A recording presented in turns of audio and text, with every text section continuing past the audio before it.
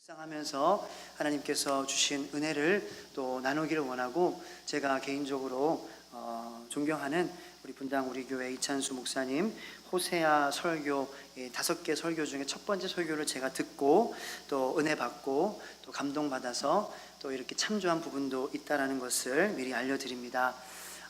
믿음의 눈을 떠라라는 책이 있어요. 그 책의 내용에 이런 그 예화가 있는데 뭐냐면은 한 가장이 있습니다. 아버지가 근데 실직을 당한 거예요. 처자식이 있는데 직장을 그렇게 잃고 얼마나 마음이 복잡하겠습니까? 답답하죠. 어둡죠. 캄캄하죠. 그렇게 터벅터벅 이제 집으로 걸어가는데 이 막막한 마음 가운데에, 복잡한 마음 가운데에 집에 딱 도착했대야 그래요. 그런데 이제 여느 날과 다름없이 아들 녀석이 한 녀석이 있는데 거실에 있는 컴퓨터에서 게임을 막 하고 있더랍니다. 그래서 이제 평소에는 야, 이놈 자식아, 아빠가 왔는데 인사도 안 하냐, 뭐 이렇게 맨날 게임만 하고 있어, 꾸중을 할 텐데 그 마음이 얼마나 이 기력이 다 빠졌겠어요. 직장을 잃고 실직하고 와가지고 그 혼낼 기운도 없었더래요. 그래서 아들이 게임을 하는데 그냥 거실에 있는 이 소파에 털썩 주저앉아서 그냥 앞에만 멍하게 그냥 바라보고 있었다고 그럽니다. 그렇게 이제 멍하게 바라보는데 아들이 시선 안에 있으니까 이제 게임하는 아들의 뒷모습을 보는데 조금 이상한 모습이 발견된다라는 거예요. 그게 뭐냐? 분명히 이제 아들이 게임을 하면서 졌어요. 지면은 이제 뭐 보통 fail, 뭐 game over 이런 문구가 나오지 않습니까? 그래서 뭐 미션 fail 이런 식으로 그렇게 나오는데 fail 나오고 game over 나오는데 아들이 좋아한다라는 거예요. 막 신나하더라는 겁니다. 기뻐하고 야 아싸 막 이러는 거예요. 근데 그 뜻을 모를 만한 나이가 아니거든요. 그 이제 아빠가 아무리 마음이 이렇게 실직해가지고 마음에 이렇게 기운이 하나도 없지만 아들이 미친 게 아닐까, 정상적인 모습이 아닌 아들의 모습을 보면서 일어날 수밖에 없었다라는 거예요. 그래서 아들한테 다가가서 아들아, 너 fail이라는 단어가 뭔 뜻인지 모르니? 게임 오버라는 게 뭔지 몰라? 물어보니까 아들이요, 아우 당연히 알죠 아빠. fail은 실패고 게임 오버는 게임 끝났다라는 거잖아요. 그걸 어떻게 제가 모르겠어요. 그러니까 아빠가 더 의아하는 거예요. 아는데 이러니까 얘 더 문제가 있구나. 근데 너 왜 그렇게 기뻐하냐 이렇게 물었대요. 너 왜 이렇게 좋아해? 실패인데, 게임 끝났는데. 그러니까 아들이 그랬다라는 겁니다. 에이, 아빠도 게임에서 실패했다는 것은 한 번 더 할 수 있다는 그런 뜻이잖아요. 게임 끝났다는 것은 새로 한 번 더 할 수 있으니까 얼마나 좋아요? 얼마나 신나요? 그렇게 순진무구한 아들의 이야기를 듣는데 확 웃음이 쏟아졌대요. 울음이 쏟아졌대요. 눈물이 막 나더라는 겁니다. 그러면서 내가 한심하다고만 생각했던 이 아들이 참 네가 나보다 낫구나라는 생각을 했대요. 맞다, 네 말이 맞아. 새롭게 시작하라는 뜻이 맞구나. 끝났으니까 다시 시작하라는 너의 말이 맞아. 그 아들의 대답으로 아빠가 힘을 얻어가지고 다시 용기를 얻고 일어났다라고 합니다. 어떻게 그럴 수 있습니까? 다른 눈으로 문제를 보는 그러한 시선이 열렸기 때문입니다. 우리의 인생 속에서도 어려운 일들이 있죠. 어려운 일들을 보실 때에 어떻게 바라보십니까? 여러분들께서는. 그리고 우리의 인생들을 살 때 어려운 사람들도 있죠. 어려운 사람들을 볼 때 어떻게 바라보십니까? 혹시 절망적으로 희망 없이 소망 없이 그렇게 바라보지는 않으십니까? 내 자신을 바라보는 것도 마찬가지입니다. 내 자신을 바라볼 때에도 저 같은 경우는 이제 실수가 많아요. 실수가 많고, 그리고 믿음도 부족하고 절제력도 많이 없고, 그래서 많이 같은 실수를 그렇게 하는 그런 사람입니다. 그리고 죄도 많이, 똑같은 죄도 그렇게 많이 반복하고, 똑같은 유혹인데도 은혜 받고 결단하고 성령님 주셔서 나 할 수 있습니다, 아멘 할렐루야로 화답했는데도 또 마음에 똑같은 유혹에 넘어지는 저의 모습을 바라보면서 참 하나님께서 하늘 보좌와 영광을 버리시고 안 내려오셔도 되는데 끝까지 하늘에 계시고 가만히 있으셔도 찬양 받으시잖아요. 영광 받으시죠? 꼭 우리가 필요하십니까? 아니에요. 그건 저의 착각이죠. 내가 찬양 안 해도 하나님 높이지 않아도 성경 말씀에 보면 돌들도 하나님 찬양하고 산들도 새들도 동물들도 하나님 찬양하는데 뭐 우리가 굳이 필요하겠어요? 근데 그럼에도 불구하고 하나님께서는 이 땅에 성육신하셔서 내려오셨다는 거예요. 근데 그 피를, 그 가치 있는 피를 입은 자로서의 삶이 아닐 때에 너무 절망스럽다는 거죠. 나 이대로 돼도 괜찮은가? 나 소망 있나? 희망 있나? 나 이것밖에 안 되는구나, 이것밖에 못하는구나, 이런 생각이 든다는 거예요.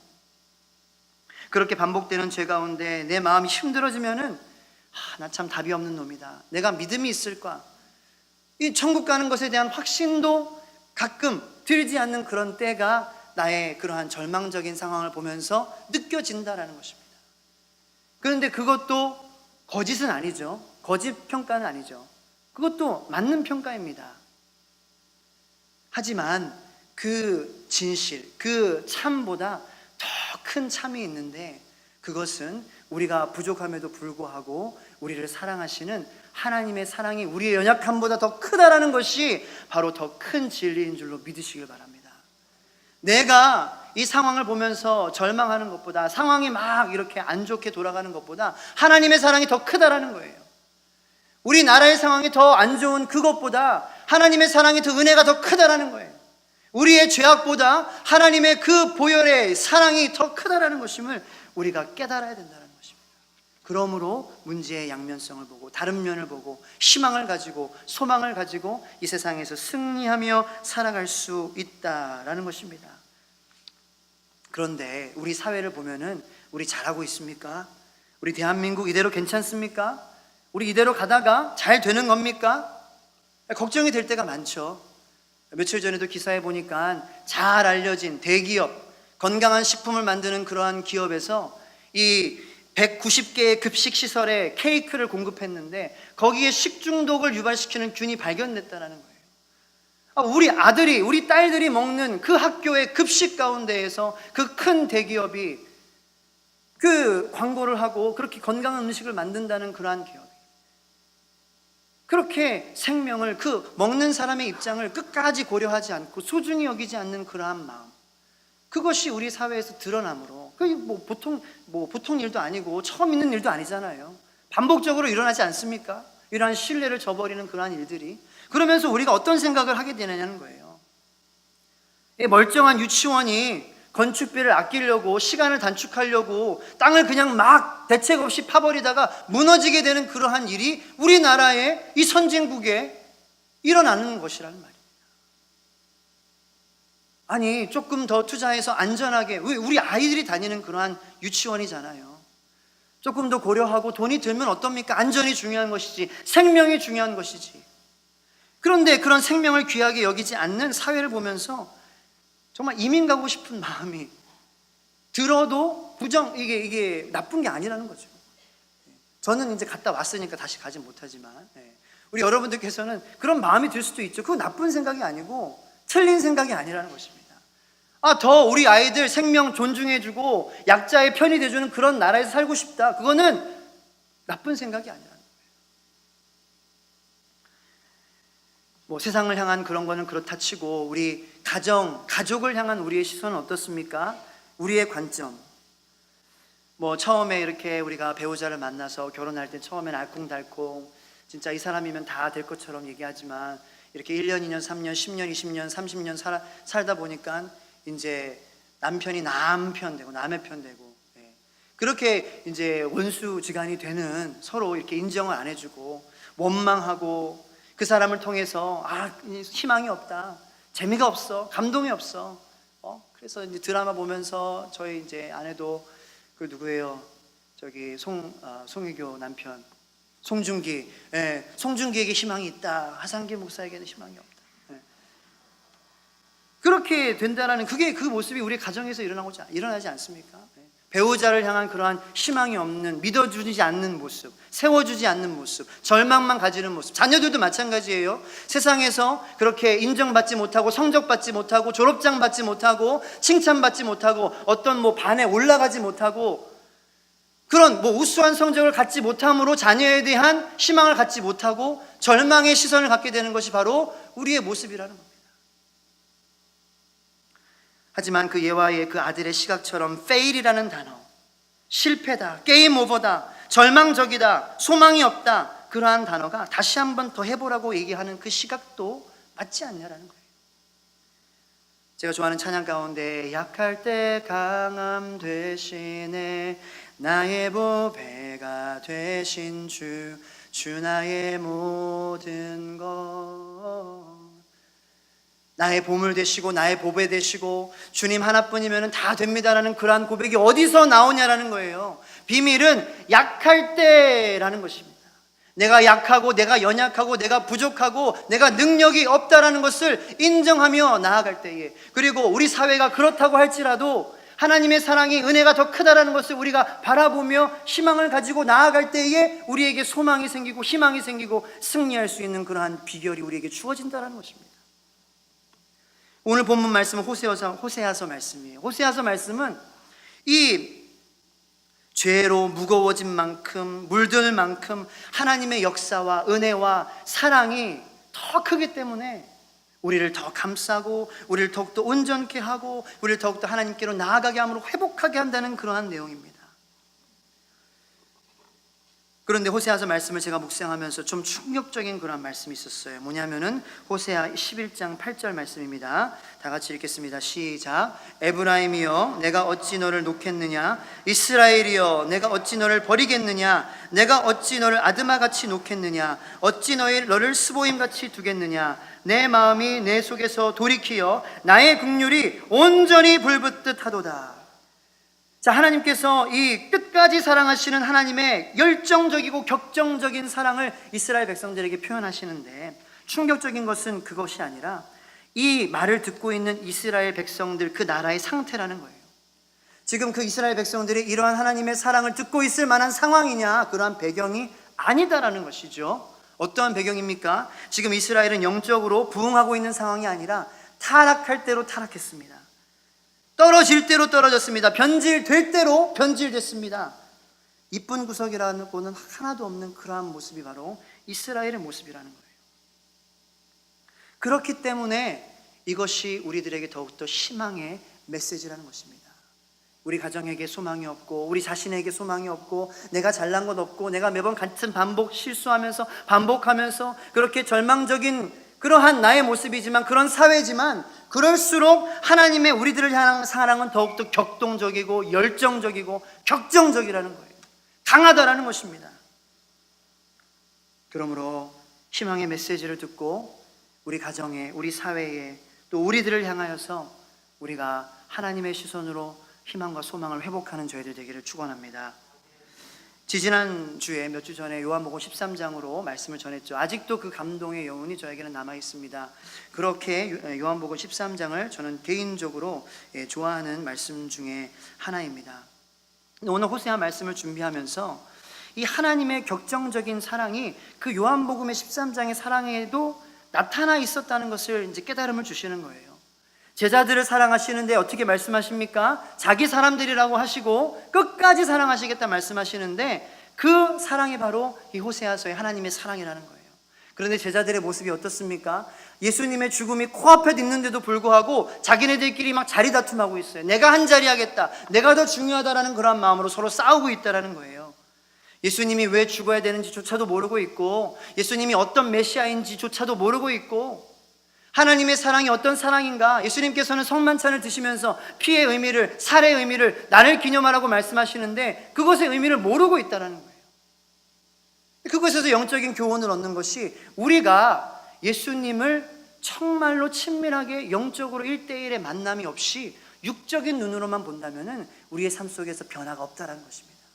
우리는 계속 내 자리 한 자리 하려고 다투고, 다른 사람 밟고 일어나려고 이렇게 막 쓰러뜨리려고 하고, 그런 모습을 가질 수밖에 없는 제자들의 모습이 바로 저희들의 모습이라는 거죠.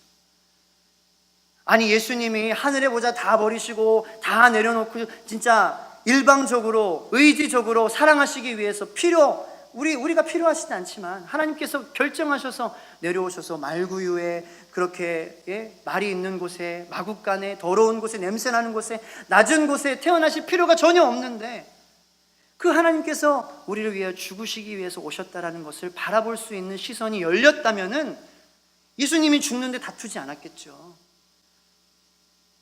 예수님이 죽는데 그 마지막 하시는 유언 같은 말씀에 귀 기울였겠죠. 그러므로 우리가 깨닫는 건 뭐냐? 기도해야 된다는 거예요. 영적으로 우리가 깨어있지 않으면 우리도 이러한 모습으로 언제 돌변할지 모른다는 것이 바로 우리의 모습이라는 것입니다.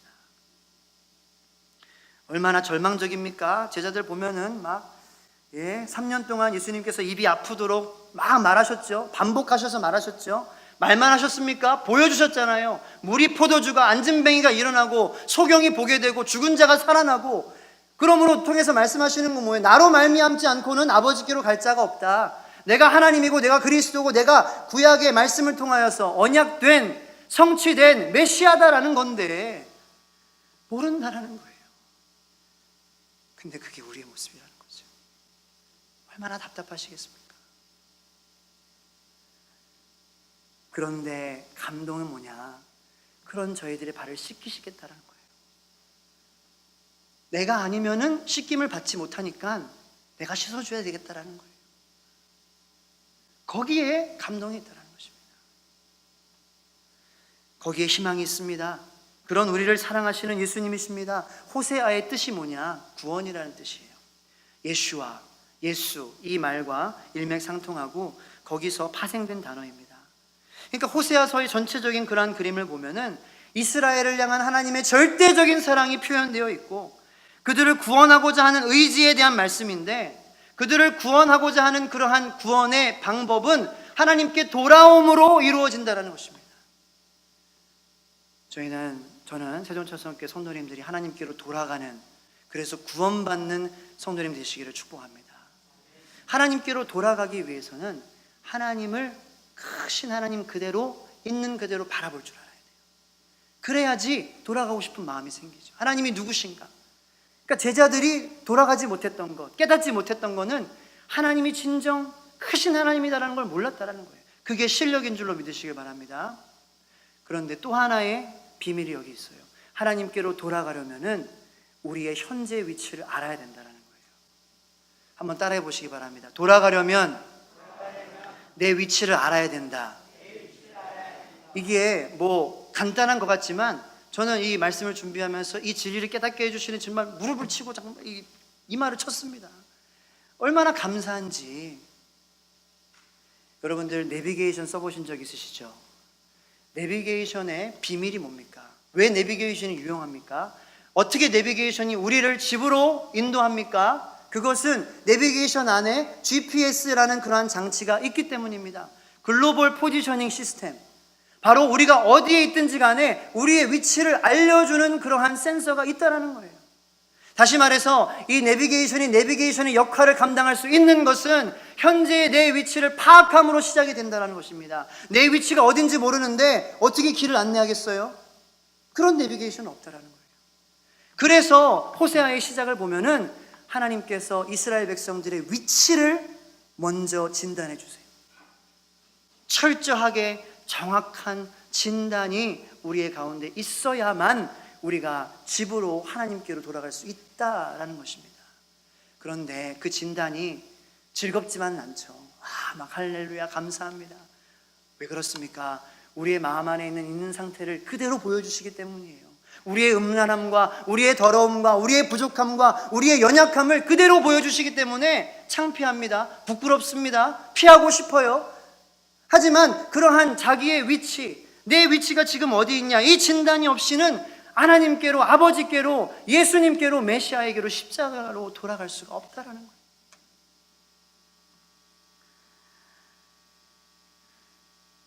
호세아가 하나님의 말씀을 전하며 이렇게 진단합니다. 1장 2절 말씀입니다. 다 같이 한번 읽어보겠습니다. 호세아서 1장 2절 말씀 시작. 여호와께서 처음 호세아에게 말씀하실 때 여호와께서 호세아에게 이르시되 너는 가서 음란한 여자를 맞이하여 음란한 자식들을 낳으라. 이 나라가 여호와를 떠나 크게 음란함이니라 하시니. 음란하다라는 것이 이스라엘 백성들의 진단이라는 겁니다. 음란이란 단어의 히브리 원어는 자나입니다. 자나는 간음하다, 음란한 행동을 하다라는 뜻이 있어요. 근데 이 단어의 조금 더 뿌리의 뜻을 보면은 약속을 지키지 않는 불성실함을 나타내는 단어입니다. 그러니까 자나라는 단어가 하나님과의 우리와의 관계에서 사용되면은 하나님의 언약을 우리가 깨뜨리고 우상을 섬기는 그러한 모습을 묘사할 때 쓰일 수 있다는 거예요. 그리고 사람과 사람과의 사이에서는 우리가 이렇게 결혼을 하고 배우자 한 사람만을 사랑하겠다고 하지만 외도하면서 그렇게 이제 다른 사람을 관계를 가지는 것을 갖다가 또 자나라고 표현을 합니다. 왜냐하면은 약속했으니까. 사람들 앞에서, 하나님 앞에서 우리가 약속했잖아요. 그것을 어기는 행위라는 것이에요. 근데 이 음란이라는 단어, 이 자나가 헬라어로 번역이 됐어요. 이 헬라어 구약 성경이 70인경인데 이 성경에 보면은 자나라는 단어가 포르네이아라고 번역이 되어 있습니다. 조금 귀에 익숙하시죠? 포르노라는 단어가 여기서 파생이 됐다는 겁니다. 근데 이 포르네이아의 뜻이 뭐냐? 이 뜻은 쾌락을 추구하기 위해, 유익을 추구하기 위해 온갖 수단과 방법을 가리지 않는 그러한 모습, 그러한 행동, 태도를 포르네이아라고 그렇게 정의한다고 합니다. 다시 말해서 이스라엘 백성이 음란했어요. 마음 가운데에 육적으로 둘 다 음란했는데 이 마음의 음란함이 육적인 음란함도 초래하게 됐다는 거예요. 그래서 우리가 마음을 잘 지켜야 돼요. 마음이 음란하기 시작하면은 그게 바깥으로 드러나게 된다는 것입니다. 근데 어떻게 이스라엘 백성들이 포르네이아, 이 쾌락과 유익을 수단과 방법을 가리지 않는 그러한 모습으로, 태도로 살게 됐냐? 간단하게 설명을 드리면은 이스라엘 민족은 유목민족이죠. 근데 가나안 땅에 들어갔습니다. 가나안 민족들은 농경 문화예요. 근데 충격받은 거예요. 우리는 농사 진 적이 없는데 맨날 텐트 치고 양떼 키우고 염소 키우고 또 이동하고 텐트 접고 이동하고 텐트 치고 그렇게 했는데 농사를 지으려고 하니까 뭐 아무것도 할 줄 모르는 거예요. 그런데 이 가나안에 있는 사람들은 잘 짓고 잘 먹고 잘 사니까 부러운 거죠. 우리도 잘 살고 싶은 거예요. 우리도 많이 거두고 싶은 거예요, 추수 때에. 그러니까 가나안 그 이방인들이 이스라엘 백성들에게 너희 잘 살고 싶어? 바알신을 섬겨라, 그런 거예요. 바알신은 비의 신입니까? 비의 신이지 않습니까? 그래서 바알신을 섬기는 그런 마음을 품게 됩니다. 그러니까 내가 하나님을 버리지 않았지만, 떠나지 않았지만 마음에 또 다른 마음을 두게 된다는 거예요. 다시 말해서 쾌락과 유익을 가지기 위해서 어떠한 수단과 방법도 가리지 않는 그러한 모습, 그것이 바로 포르네이아의 모습이라는 거예요. 그런데 우리도 그런 모습이 있지 않습니까? 우리 마음 가운데서도 우리가 여기 있다는 것 하나만으로 우리가 하나님만 섬기는, 하나님만 높이는 그런 백성이다라고 말할 수 있습니까? 자신 있게? 저는 잘 모르겠어요. 왜냐하면은 제 삶 속에서 이렇게 포르네이아의 마음이 있다라는 거예요. 내 쾌락과 내 유익을 내가 얻기 위해서 수단과 방법을 가리지 않는, 남의 감정을 생각하지 않고 다른 사람 넘어지고 쓰러지는 거 생각하지 않고 내가 더 인정받기 원하고 밟고 일어서는 것만 중요하게 생각하는 모습이 우리 안에 있는데 그것이 음란함이라는 거예요. 우리가 바람피고 외도해서가 음란한 것이 아니라 우리의 마음 가운데에 그런 마음, 포르네이아의 마음을 품고 있다는 것이죠. 이 세상의 문화를 주도하고 있는 것도 포르네이아입니다. 한번 생각해 보시기 바랍니다. 이 세상에서의 쾌락, 유익, 그것을 위해서는 다 괜찮다라는 거예요. 상대주의가 허락이 된다는 거예요. 너도 옳고 나도 옳다. 네가 좋아하는 것을 이루는 것에는. 그것이 이 세상에서 우리 자녀들이 가르침받는 그러한 가치관이잖아요. 또 우리의 잘못들로, 우리의 음란함으로, 우리의 욕심으로 지금 이렇게 자녀들에게 떳떳하지 못한 세상을 우리가 물려주지 않습니까? 저희 교회 한 아이가 갑자기 엄마한테 커플링이 뭐예요? 물었어요. 그래서 커플링? 커플링은 왜 뭐지? 커플링은 사랑하는 사람들이나 부부가 이렇게 끼는 반지야. 그러니까 아이가, 근데 엄마, 저기 있는 커플링 모텔은 뭐예요? 물어보는 거예요. 여기 1단지 사시는 분들은 아마 알 거예요. 커플링 모텔이라고 여기 있어요. 근데 1단지에 사는 그 가정에 아이가 조그만 유치부예요. 근데 커플링 모텔, 러브 모텔인데 그 커플링 모텔을 보고 궁금해한 거예요. 커플링이 뭐냐? 근데 커플링 모텔이 뭐냐는 거죠. 엄마가 뭐라고 대답하겠습니까? 할 말이 없다라는 거예요. 할 말이. 어떻게 설명을 해야 되냐, 저거를. 그 1단지 사시는 분들은 저게 이제 오게티다라고 말씀을 하시는 분들도 계세요. 하지만 커플링 모텔 물러가게 될 줄로 믿습니다. 근데 그러한 성적인 타락이 미국도 성적으로 타락했지만 우리나라도 거의 막상막하라는 거예요. 거의 모든 대학에 동성애 모임이 있다는 거 아십니까?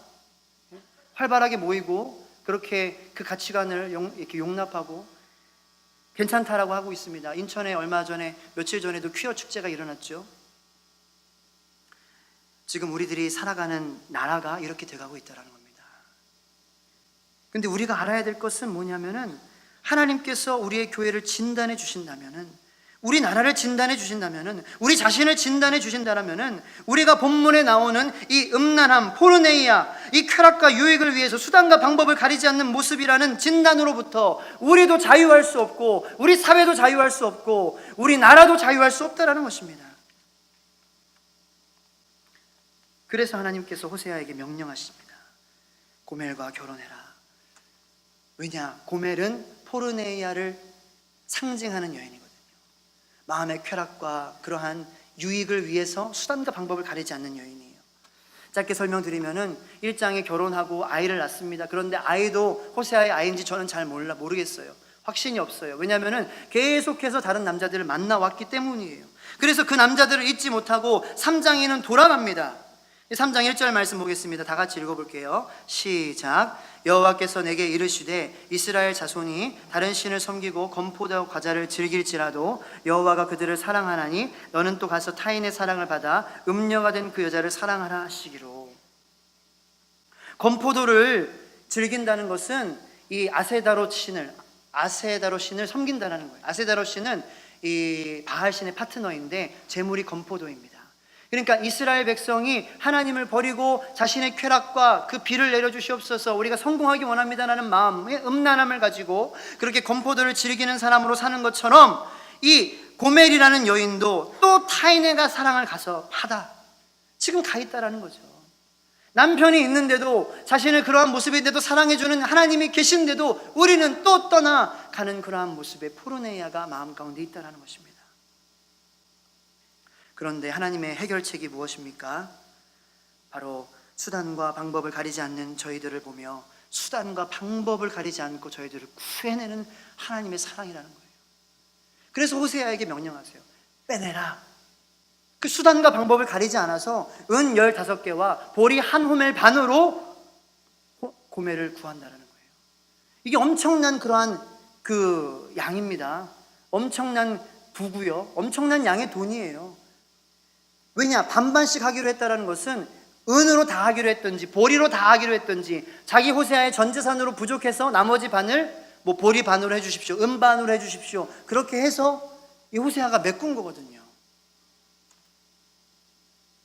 사랑하는 성도 여러분, 예수님께서 저희들을 그렇게 사랑하여 주시는 줄로 믿으시길 바랍니다. 하나님의 사랑은, 예수님의 피는 정말로 우리 같은 사람들에게 감당할 수 없는 그러한 가치의 피라는 거예요. 우리는 벌레 같은 그러한 사람들이고, 사도 바울의 고백처럼 죄인 중에 괴수이고 벌레만도 못한 그러한 사람들인데, 하늘의 영광 버리시고 예수 그리스도의 피로 말미암아 그 값으로 우리를 사셨다. 그것은 인정사정 볼 것 없이 하나님께서 무조건 사랑하는 그러한 의지적인 사랑이라는 것입니다.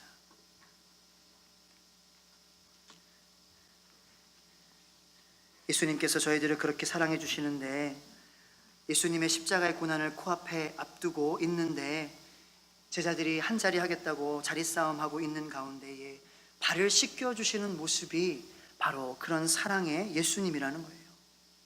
터무니없지만 이것이 우리로 하여금 다시 사랑할 수 있는 감동을 주며, 우리 마음 가운데에 변화를 주며 희망을 가질 수 있는 그러한 마음을 우리에게 주며, 이 소망 없고 또 우리가 볼 때에 정말로 음란하고 희망적이지 않고 답이 없는 그러한 세상이고, 그러한 나 자신이고, 그러한 가정이지만, 그러한 저희들의 모습보다 더 큰 사랑으로 하나님이 우리들을 사랑하시며, 그러한 부족함보다도 더 큰 예수님의 피가 우리를 샀다라는 그 마음 가운데에, 그것이 감동이 되어 우리 마음을 변화시키지 못한다면 무엇이 우리를 감동하게 하느냐는 말이에요. 하나님께서 말씀하십니다. 건포도와 과자, 음행 바알과 아세다 신을 섬길지라도, 하나님을 섬긴다고 하면서 다른 신을 보고 있지만, 우리의 마음 가운데 우리가 하나님을 섬긴다고 하면서 이런 포르네니아의 마음을 가지고 쾌락과 유익을 우리가 추구하기 위해서 수단과 방법을 가리지 않는 그러한 모습으로 살고 있지만, 그래도 하나님께서 우리를 사랑하신다, 우리의 발을 씻기시겠다, 내가 씻기지 않으면 안 되기 때문에 그렇다라고 말씀하시는 것이 바로 호세아의 하나님의 우리를 향한 사랑이라는 것입니다. 그것이 우리로 하여금 이 세상을 살게 하는 실력인 줄로 믿으시기 바랍니다. 그 시작은 어디입니까? 나의 위치, 그 위치를 아는 거예요. 진단을 받아들이는 거예요. 내가 부족합니다. 내가 음란합니다. 내가 포르네이아의 마음을 가지고 살고 있습니다. 하지만 그 포르네이아의 마음보다 더 큰 하나님의 사랑이 나와 함께 한다는 그 진리를, 더 큰 참을 내가 믿습니다. 왜냐? 그럼에도 불구하고 나의 발을 씻기시기 때문입니다. 온갖 수단과 방법을 가리지 않고 고매를 구하시는 호세아의 모습으로 나를 사랑하시는 하나님이시기 때문입니다. 그러므로 다시 한번 희망을 거시는 여러분들 되시기를 축복합니다. 실망하지 마시고 다시 한번 하시면 됩니다. 기도하면 됩니다. 자신에게 실망하십니까? 사회에게 실망하십니까? 자녀에게 실망하십니까? 포르네니아의 모습에도 불구하고 우리의 발을 씻기시며 온전케 하시며 내가 너를 사랑하겠다라고 말씀하시는 그 하나님께 우리가 돌아갈 때에 우리에게 구원이, 하나님의 행복이, 기쁨이, 하나님의 임재하심이 영원히 함께 할 줄로 믿으시기 바랍니다. 그게 여기 나왔잖아요. 4절 5절 말씀. 우리가 하나님께 돌아가기 전에는 우리의 위치를 모르고 우리가 그렇게 포르네니아의 모습으로 살아갈 때는 왕도 없고 지도자도 없고 제사장도 없고 주상도 없고 에봇도 없고 드라빔도 없이 지내다가 5절 말씀 다 같이 읽겠습니다. 시작. 그 후에 이스라엘 자손이 돌아와서 그들의 하나님 여호와라 그들의 왕 다윗을 찾고 마지막 날에는 여호와를 경외함으로 여호와와 그의 은총으로 나아가리라. 우리가 하나님께 깨달음을 가지고 돌아갈 때에 우리의 자녀들 하나님의 은총으로 나아가는 자녀들 될 줄로 믿으시길 바랍니다. 우리들도 우리의 가정도 우리의 세상의 방법으로 나아가는 것이 아니라 하나님의 은혜로 나아가는 우리의 가정이 될 줄로 믿으시길 바랍니다. 우리의 교회도 인간의 그러한 리더십이 아니라 하나님의 은혜로, 하나님의 은총으로 나아가는 그러한 세종천성교회 되기를 간절히 축복합니다. 그렇게 될 줄로 믿습니다. 기도하겠습니다.